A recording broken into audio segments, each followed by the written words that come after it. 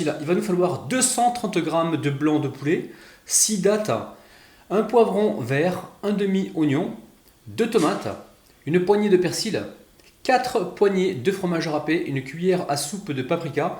Le sel, le poivre, ça reste selon vos goûts. Du fromage à tartiner, donc ça on verra, c'est pour tartiner le pain, l'intérieur du pain. Donc je pense qu'il va nous falloir à peu près 2 ou 3 cuillères à soupe. Et ensuite 4 cuillères à soupe d'huile d'olive pour la cuisson et 2 baguettes pré-cuites que l'on trouve facilement dans le commerce. Je vous montre la baguette, c'est ça. Alors dans la poêle, j'ai mis un petit peu d'huile d'olive et là je vais mettre le poulet avec les oignons et les poivrons coupés en petits cubes. Allez, on est sur un feu vif. L'objectif maintenant c'est de faire cuire un petit peu la préparation et on va essayer de faire colorer la viande, mais légèrement. Alors là ce qui nous intéresse c'est vraiment de pré-cuire la viande. Les légumes on les veut un petit peu croquants. Allez, on va poivrer. Vous connaissez maintenant mon amour pour le poivre. Donc moi j'en mets pas mal, vous essayez de mettre juste ce que vous avez besoin. Donc ici on a le paprika et un petit peu de sel. Donc le sel et le poivre ça reste selon vos goûts les amis.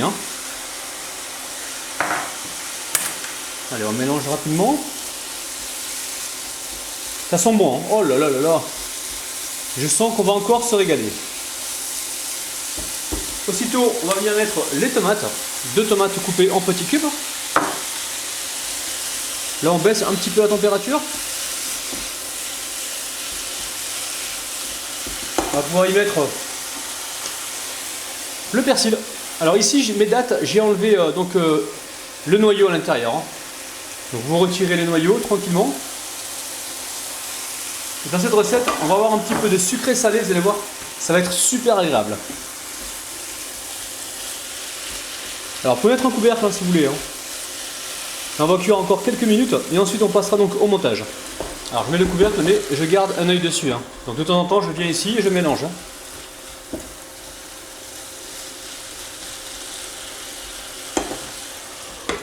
Et surtout on baisse la température si besoin. Allez, j'éteins la plaque. J'ai allumé mon four entre temps. Donc ça c'est vraiment une petite recette que vous allez pouvoir faire le soir tranquillement si vous n'avez pas le temps de faire à manger ou quoi. Et sincèrement juste cette garniture avec un petit peu de pâte complète, je vous conseille. Et franchement là vous vous régalez. Un petit peu de fromage par dessus. Ouh là là les amis, que des idées. Alors n'oubliez pas le petit pouce vers le haut pour me rendre service. Merci les amis. Pour ceux qui m'appellent chef, s'il vous plaît, arrêtez de m'appeler chef. Les recettes que je vous propose, il n'y a pas besoin d'être chef pour les faire. Sincèrement, c'est vraiment des recettes qui sont hyper faciles. Et c'est des recettes à faire donc à la maison, le soir, le week-end, pour se faire plaisir entre amis. Mais il n'y a absolument pas besoin d'être chef pour faire mes recettes. Donc voilà, c'était le petit coup de bouche ou coup de gueule. Coup de gueule, c'est mal poli, je trouve.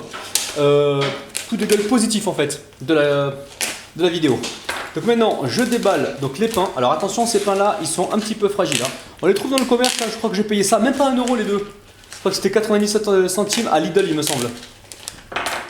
Alors si jamais vous ne trouvez pas des pains comme ça, parce que je sais que dans certains pays on n'arrive pas à en trouver, dans ce cas là prenez du pain frais normal et réalisez donc la même recette.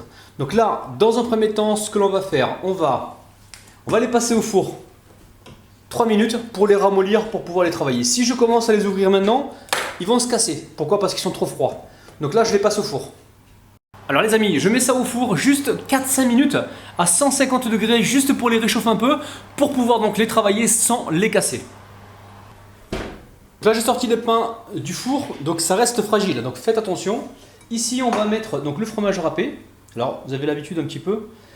Je mélange toujours le fromage râpé avec un petit peu de lait de façon à ce que ce fromage ne sèche pas pendant la cuisson pour avoir quelque chose de croustillant et de moelleux. Donc là on met environ 5 cuillères à soupe de lait. Donc je ne l'ai pas précisé dans les commentaires, dans les descriptions, mais pensez à le mettre. Donc ça, même si vous commencez la recette en faisant ça, c'est très bien, ça permet justement au lait d'absorber donc le fromage. Et de temps en temps vous venez ici mélanger. Donc on met ça de côté pour l'instant. Ici je récupère le pain. Allez, je vais venir le fendre au milieu. Alors, on pourrait très bien enlever le dessus, creuser le pain, tout ça, mais dans cuisine rapide, tant que possible, on essaie d'éviter un petit peu le gaspillage. Donc cette opération est à faire avec souplesse et délicatesse, les amis. On ouvre le pain, on écarte le pain gentiment. Par contre, on essaie de ne pas aller trop au fond parce que sinon on va le casser en deux. Si jamais ça vous arrive, ça peut m'arriver aussi, si ça vous arrive, c'est pas grave, hein, le fromage va tenir le tout à la fin. Mais faites quand même attention. Donc là, je presse ici pour laisser la place donc à la garniture. Donc là, voilà, j'appuie sur la mie de pain avec mes pouces. Je ne sais pas si vous voyez. Toujours avec souplesse et délicatesse, les amis, parce que sinon, on risque de faire des bêtises. On va faire la même chose avec le second pain. Alors, ne vous amusez pas à faire n'importe où la fente. Positionnez le pain et faites la fente comme ceci. Parce que si vous commencez à faire n'importe quoi, quand vous allez mettre la farce, elle va retomber. Donc le pain est bien positionné.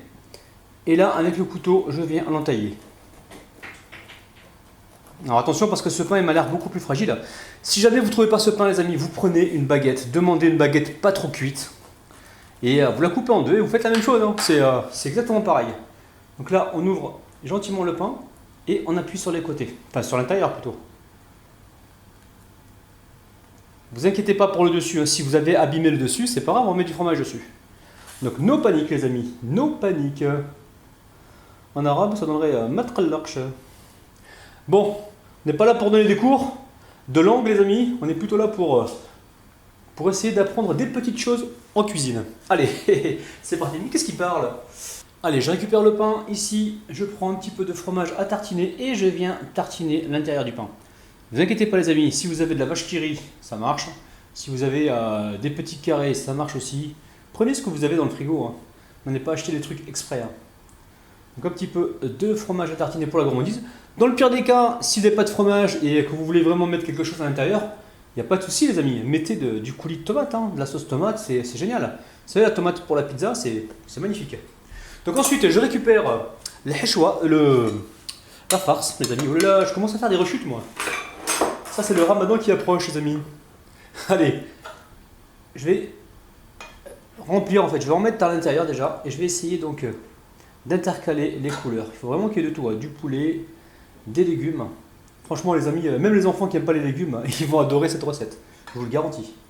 Donc les amis, avant de mettre la viande dans le pain, vous goûtez au niveau du sel pour savoir si ça vous convient. Donc ensuite, vous récupérez vos morceaux de dattes. Donc ça c'est facultatif, vous n'êtes pas obligé de le faire. Donc là je voulais personnaliser un petit peu la recette en y apportant une touche sucrée. Mais c'est vous qui voyez, si vous n'aimez pas ça, vous n'en mettez pas.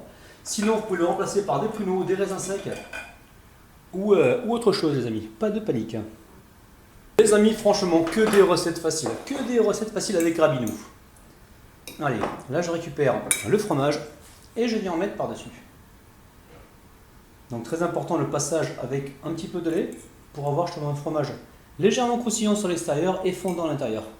Sinon vous aurez quelque chose de trop sec les amis.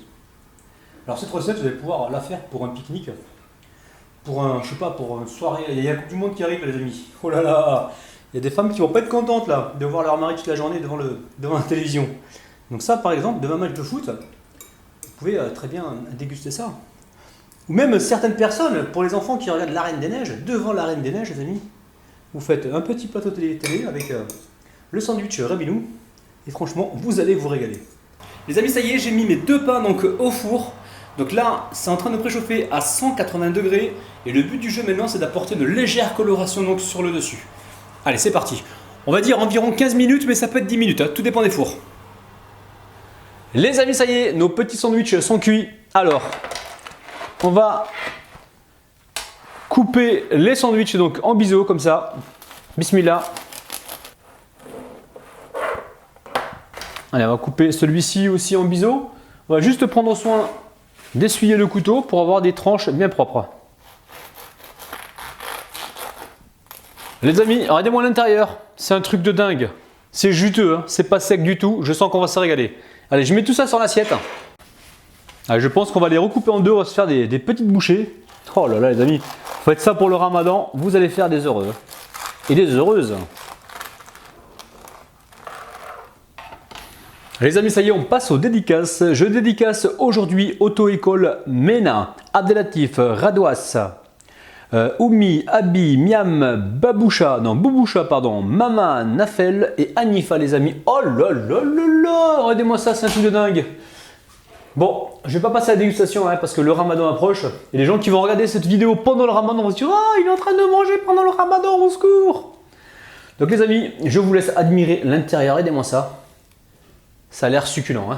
Donc comme d'habitude, si jamais vous réalisez la recette, n'oubliez pas de la filmer et de me l'envoyer donc en vidéo sur ma page Facebook les amis. Je sens que pour le ramadan, il y a des gens qui vont se régaler avec cette petite recette. Ouh là là là là.